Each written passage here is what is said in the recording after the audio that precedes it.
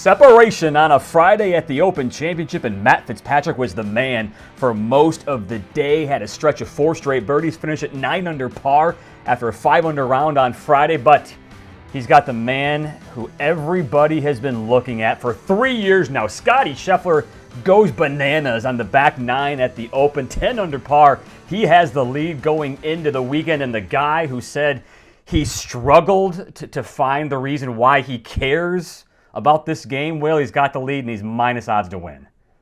The king stays the king, right? To quote the man Omar. I mean, if Matt Fitzpatrick, Brian Harman, Hao Tong-Lee, any of these guys want to try and get your hands on the claret jug, you're not only going to have to go through the world number 1, but Casey, it seems like you're going to have to go through Scottie Scheffler in peak form, leading in strokes gained approach, leading in strokes gained putting. Good luck beating that. It's zombie Scheffler, because now he's unfulfilled. The emotions aren't there, but he's still just dialed in and beating everybody. It's a scary force, and I don't know how you chase that down right now. So what we're going to do for the next 15 minutes or so is go through the board. Who can still win? Who can get top 5s? Who can go up that board on a Saturday? Because we all know Saturday, crazy things happen. We can debate all we want, Scottie Scheffler and Matt Fitzpatrick. Is Scheffler going to give up this lead? We're going to try to help you dive through all of that and have your best updated live bets on a Saturday. Let's talk Fitz and Scheffler. Will, do you have any reason to believe that Matt Fitzpatrick, only 1 shot back against Scheffler, who clearly played way better today than he did yesterday, hitting way more fairways, looked totally in control, your pick to win early in the week, you've got a dilemma here, but is it realistic? Not a dilemma. If I had all the reasons I had to pick Matt Fitzpatrick on Tuesday are being fulfilled through 36 holes, it's annoying that Scottie Scheffler has turned into Thanos. But it's still everything that I would have wanted out of Fitz is what he's put forth. The hot streak that really started with that T8 at the PGA Championship, where again he lost to Scottie Scheffler at Quail Hollow. But Fitz has really been on a bit of a quiet ride of a tear over the summer. And so he's really trending in the right direction, starting to pop. At one point, got a 2-shot lead before falling back a little bit on the back 9 today. But, he's gone from plus 5,000 to plus 550. There's still a lot of work to be done to try and get past Scheffler. I like the idea that he's going to have him toe-to-toe in that final pairing on Saturday to know, what you're going up against. He's still a proven major champion, a multiple-time Ryder Cup participant. So this feels a little different for me than even J.J. Spawn trying to get that first major on a decorated leaderboard just last month. But listen, if it's Scottie versus the field, there's a reason that Scottie is at that minus 190 price. If you guys think back to the PGA Championship at Quail Hollow, where Scheffler made that crazy run on Saturday, and then he got up to a big lead on Sunday, but it got rocky at points, right? I mean, John Rahm came in and was at one point tied. So I don't know that Scottie is going to run away from the field and hide over these next 36 holes. There's unpredictable forces. It's still the vagaries of links golf, and there's 36 holes left on a somewhat crowded leaderboard. But, if you say 60, 65% of the time Scheffler's going to get it done, there are creative ways to get there that don't necessarily need to be a runaway victory. Chris, I said it yesterday. If he comes out hot, he's going to get into minus odds. It took him 6 holes today to get into minus numbers. Now he popped back out of it, but 6 holes there, and that number moved. I think when he finished the round, that number was around like minus 210, and then quickly moved to minus 190. So people are coming in on that regardless. Even that he's in that minus money on round 2 on Friday. He's just hard to go against right now. Like he said with Fitzpatrick, he's doing everything right. He's playing much better. Those scores drop off. We have a couple at 9, a couple at 8, and then it drops to 5. So, they're playing really well. And it's just got to be so disheartening to look up at the leaderboard and be like, there he is again. So I think that plays a factor as well, where it feels like no matter what I do, is it going to be enough when you got someone like Scottie Scheffler sitting there? Scottie will be interesting to see how it goes into the weekend. I'm curious if quotes from the week start catching up to him in a sense that, like, if I win, well, what does it matter? Maybe he just gets so locked in that, that outside thought, he's not thinking of it until he finishes. I'm all in Scottie at this point, to be honest. I think minus 190 is still a good number to get in on him when you got him leading. It's not great, but it's Scottie number, so we'll take it. And I'm looking for Scottie to finish up on Sunday with just a shrug and pick up his ball out of the cup. I want another one. Let's go see what's for dinner. But it's just a scary guy to go up against right now, and I think it's got to affect the confidence of the other guys on that leaderboard. That's what he said. We go avoid the Tiger comps for so long for so many different guys, but when you're sitting there at a 36-hole leaderboard for a major championship, staring at a minus 190 price, and you're like, I don't know, that feels about right. Mm-hmm. That is Tiger-esque. For sure. Yeah. Let's put it this way. I think we know in general what we're going to get from Scheffler tomorrow. I think everybody will be shocked if he shoots a couple over. If he shoots 74, 75 tomorrow, everybody will be shocked. I think the big conversation is, which Matt Fitzpatrick do we see tomorrow? Do we see the Matt Fitzpatrick we've seen the last 2 years? The guy who's trying to figure it out and cannot stay consistent? Or are we seeing the guy who has won a major, who figured out how to win the big events and has now gotten back to that relevancy and staying consistent? Because he has been almost flawless this entire week. He's getting up and down when he needs to. He's missing the short putts. That's the big concern. The 5-6 footers sometimes not making them for par. He had that short one for birdie on 17. We're going to get one of two Fitzpatricks tomorrow. If we get the good one, I could see him in the lead after tomorrow. I really could. I mean, listen, I'm biased in Camp Fitzpatrick, having had him as my pre-tournament top pick, but I will say it's not only this week, guys. It's going back to last week at the Genesis Scottish Open where he was inside the top 10. So again, having that familiarity, being back in the UK, playing link-style golf. This is now 6 straight rounds where he's really had it together. And I do think you got to go back to Quail Hollow in mid-May as the moment that really spiked the turnaround, where you're right, Chris. After Brookline 3+ years ago, he started chasing some swing speed. The swing adjustments got in the way. His game really fell off in a big way, especially around this time last year. But he has figured it out over the last 2, 3, 4 months that to turn it into top 5s, top 10s, good rounds. He hasn't put 72 holes together yet. And, as we talked about with Pat Mayo on our Golfbet Roundtable this week, when I was picking Fitz, full disclosure, the one thing that Matt Fitzpatrick does not do with great frequency is actually win golf tournaments. Mm-hmm. And that is a key component to picking him in an outright market. So that's still a factor. But, man, everything else, what I'm seeing, how he's comporting himself, I do think there are a lot of parallels to what we saw to Shane Lowry in 2019 at Royal Portrush. It's a big caveat, Will. It's a very big caveat. We'll see what happens come Sunday, but that's a big caveat. I'm thinking about that 9-iron out of the bunker at Brookline on the last hole. When he sealed the deal. Maybe he has that in him. Let's live in the Twilight Zone, and let's say Scottie Scheffler gives a few back to the field, or somebody makes a massive run. Can anybody, doesn't need to be on this list. These are the top contenders. Brian Harman's 8 under par. Rory's the last place one here. He's 3 under and a T12 right now. Hatton, McIntyre, English, all 5 under par. Will, is there anybody you feel could make a run tomorrow to actually have us talk about Scheffler versus somebody else on Sunday?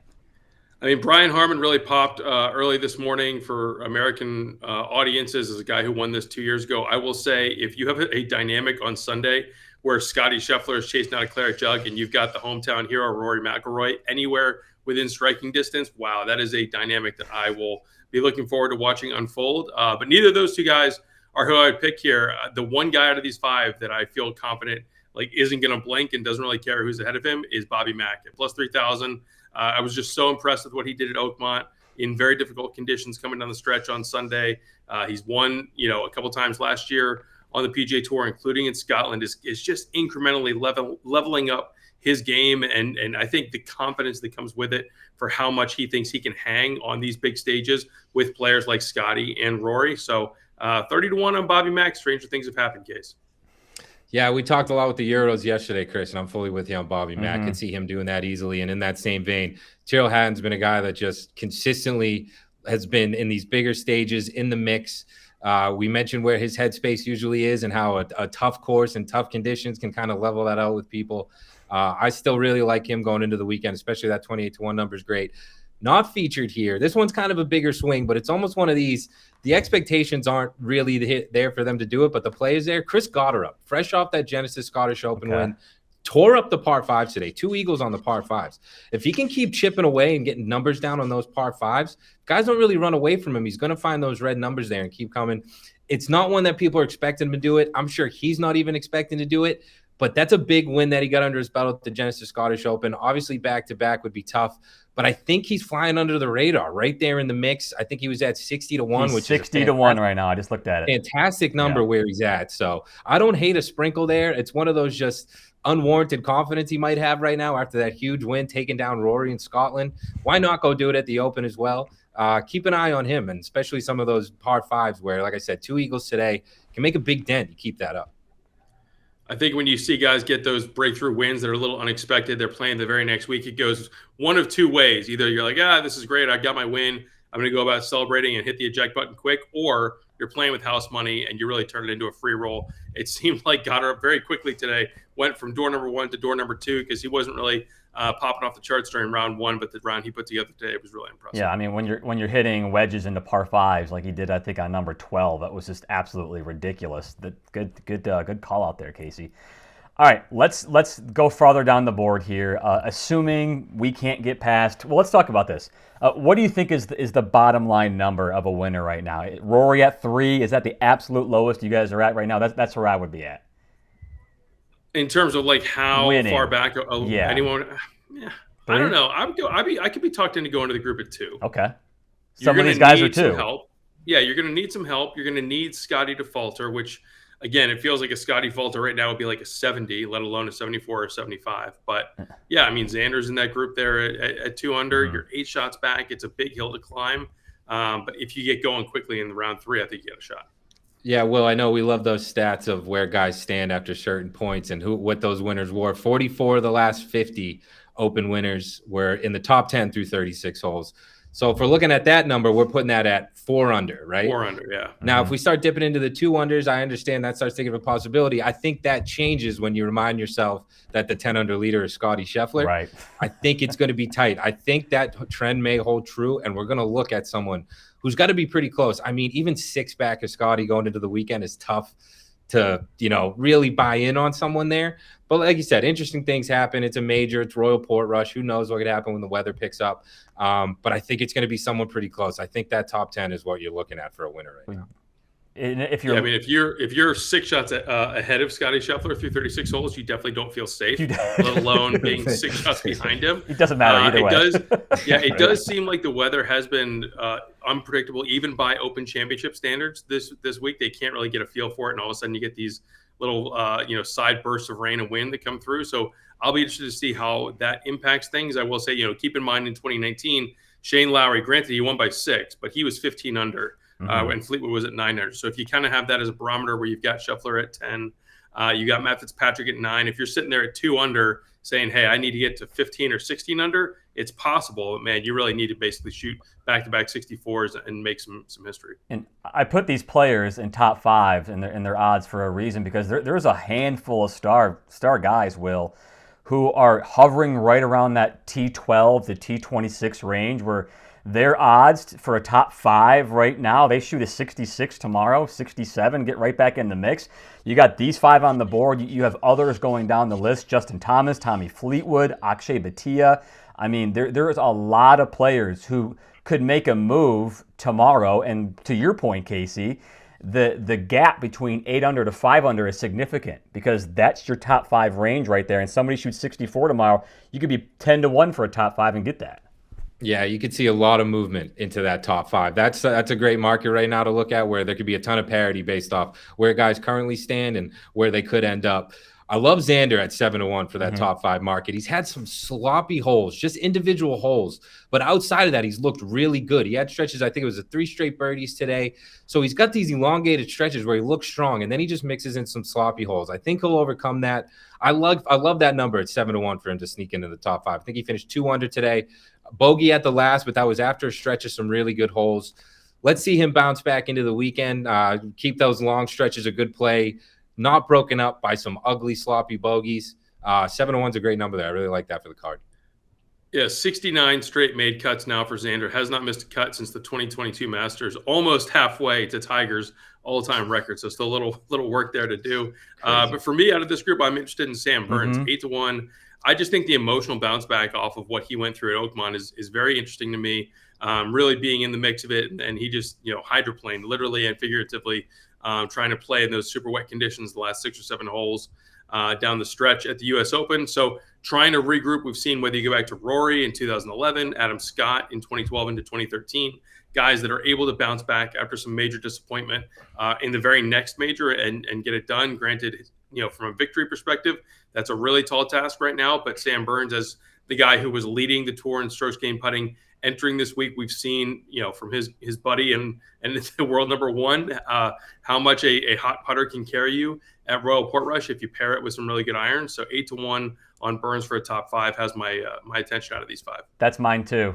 Casey, you heard me say yesterday in the video, I like Sam Burns to make a move. That front 9 was awful. I think he shot a 31 on the back and made a ton of big putts. And Will, I know you had him as a draw on PGATour.com last night. So Burns, maybe not to win, but I think he's one of those guys that I think can make a move tomorrow and make some people some money. Final thoughts here as we head into the weekend at Royal Portrush. Haotong Li, fun story that is. We haven't talked about him at all. Rasmus Højgaard is up in the mix. His brother Nikolai. Tony Finau too, Will. A blast from the past. He's always played well in the Opens. Yeah, we have a Tony Finau sighting. It's been about a year and a half, especially for a guy who seemed like he was a top 10 machine early in his career at the majors. Has gone real quiet in the last few months. I look at that group at 5 under, and someone's going to pop. Someone's going to shoot a 66 out of that group. It's hard to figure out who it's going to be. Maybe it's your guy Goddard, Casey, that's really on that free roll right now. But if you ask me right now who wins Scottie versus the field, I'm going to side with Scottie. But I do think it's going to get interesting, especially tomorrow. And hopefully we have a pretty compelling leaderboard heading into the final round. I've been waiting for Haotong Li to come back down to earth, but he just may not. I mean, highest finish by a Chinese player on PGA Tour was Haotong Li at this tournament in 2017, 8 years ago. So he obviously likes this tournament. He's playing this well again, some form of comfortability. Let's see if we're talking about him a lot more as we head into the weekend, but should be interesting. Great leaderboard. All right. See you guys tomorrow.